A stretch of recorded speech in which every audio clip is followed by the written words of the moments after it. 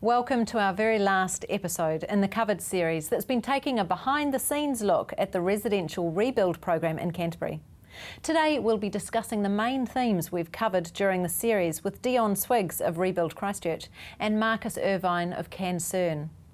We'll look at the experience of a Southern Response customer who hopes that his story will offer hope to other people still going through the rebuild or repair process.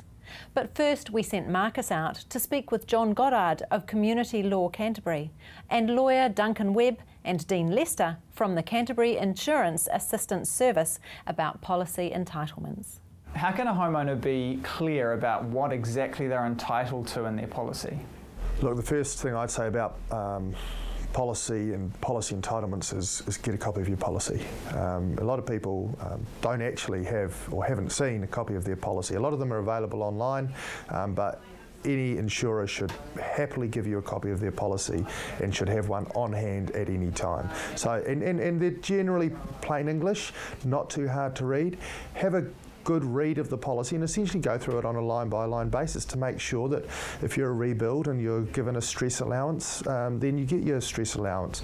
If you've got a landscaping allowance, you get your landscaping allowance and sustainability allowance. And there's a whole lot of little twists and turns, which if you go through a policy carefully, then you'll be able to see that you'll be able to get them. And you only have to ask. Quite often the claims manager simply has just fallen off the end and they haven't remembered to include it. In terms of different policies, there are similarities and there are differences, but the key policy is always a policy that was in place at the time that the damage occurred. And the issue is, what does the policy mean? That issue is determined with regard to the words used in the policy and the intention of the parties at the time that they entered into the policy. You should be able to understand it, but as with anything that you're not sure of, ask for advice, whether it be from the insurer themselves. By this time, insurance companies should be very able to have a good discussion and explain clearly as to what's in the policy. In fact, they're required to. Under the Insurance Council of New Zealand Fair Insurance Code, it sets out that the insurer has an obligation to clearly explain the cover that exists, particularly at claim time. What are some of the key things you're seeing around policy entitlements and stumbling blocks, I guess, that residents are facing at the moment?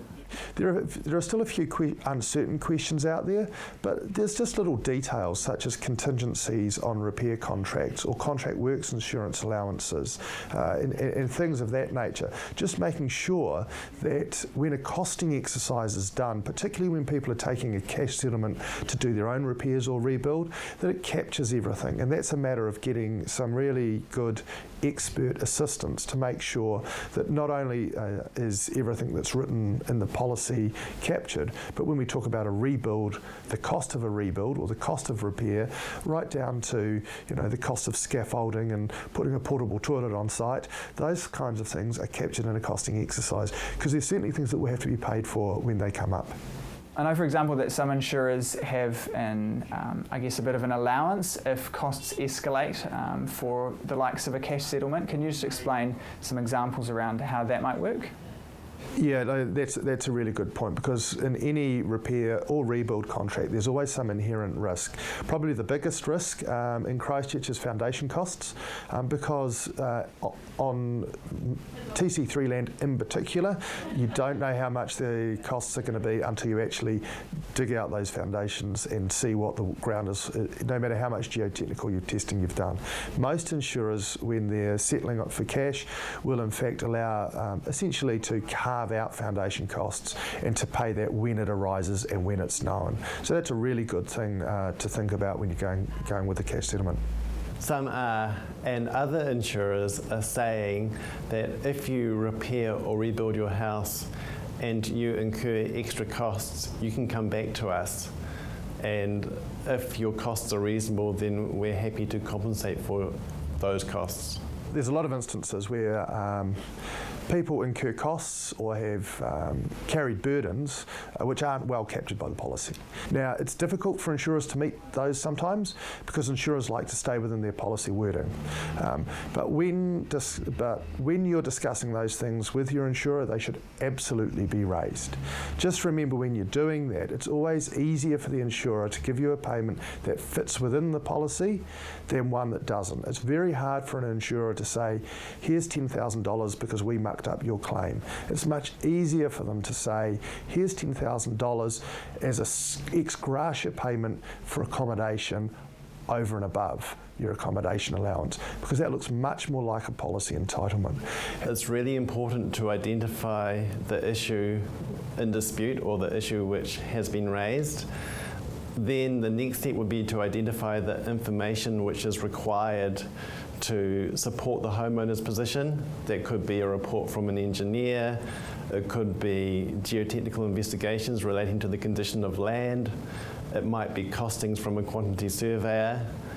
And then it's a matter of putting that information to the insurer in a way that will influence the insurer's decision making. Good faith means doing things promptly and balancing the interests of both the homeowner and the insurance company, and taking into account reasonable things raised by the homeowner. Now, sometimes that happens, but there are instances when it doesn't, and when it doesn't, you're right to take the insurer to task over it. When we come back, we hear Alan and Josie's story about the challenges and successes they've had while rebuilding with Southern Response, Arrow and Genian Homes.